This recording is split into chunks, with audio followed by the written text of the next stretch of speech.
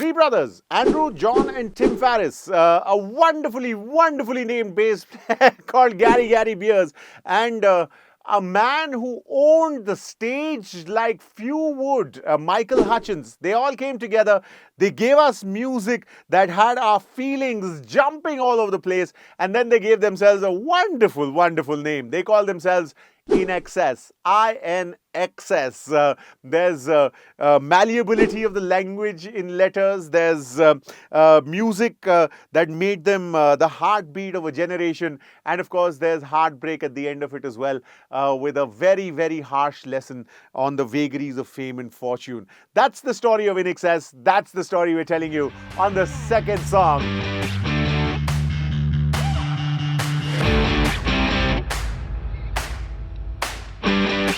Because INXS, with this album called Kick, came out with a song called Suicide Blonde. And everyone was like, oh, there was Michael Hutchence, whose sensuality was out there for everyone to see. There was instrumentation that would blow your mind. I mean, I was standing, you were there, two worlds collided, and they could never tear us apart. We could live for 1,000 years, but if I hurt you, I'd make wine from those tears. They told me you that we could fly if we all had wings, but some of us don't know why. I was standing, you were there, two worlds collided, and they could never tear us apart. They were torn apart by fame and fortune, of course. They had this wonderful album called Elegantly Wasted. The title track was brilliant. For my inner pseudo, it was very personal, because for a very long time when people would ask me, how are you? I tell them, elegantly wasted, because it's just so impossibly cool. There was a song called Everything on it. But the album wasn't doing too well. They were on a tour. The tour wasn't doing very well either. And Michael Hutchence was found hanging in his Australian hotel room. Apparently, he couldn't take the diving fortunes of the band. It's a little bit of a life lesson for those who are seduced by the glamour, by the shininess of one side of the glamour coin, but there's always the other side, and it's always nice to dig it up and see, because the grass might always be greener on the other side, but it's only when you jump on the other side and there's the squishing sound that you realize what's under the grass. So it's important to tell you that. But while they were on, oh man, were they on! I mean, Kick was an incredible album, and Listen Like Thieves, in case you want to listen more music. Absolutely spectacular stuff, I tell you. And, there were horn sections, there was pop rock at its elegant best. And it's always nice to know that and to listen to that.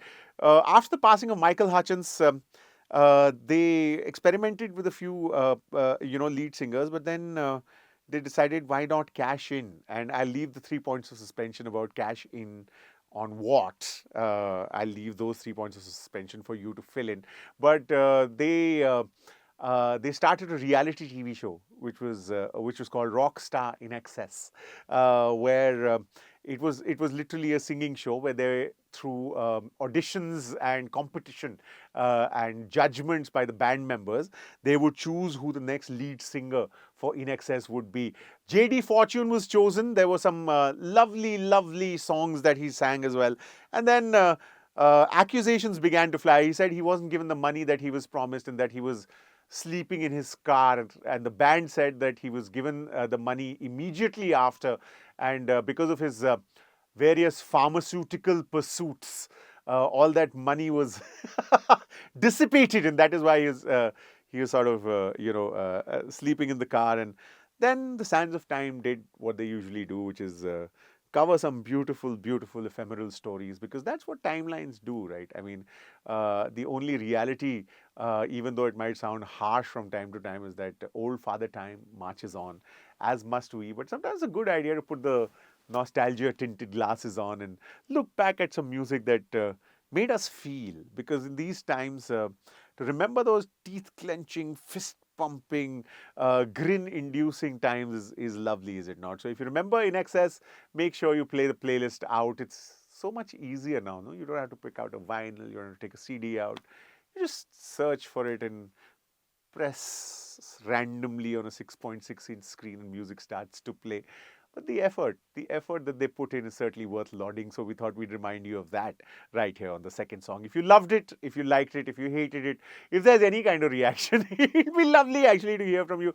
Like, subscribe, comment. It'll be fantastic. And of course, Sarthak from Radio is my handle on Instagram in case you'd like to personally say things. It'll be brilliant, that as well. But for now, remember to listen to more music, and as George Michael said in one of the album covers, listen without prejudice. Thank you for watching. 94.3 Radio 1.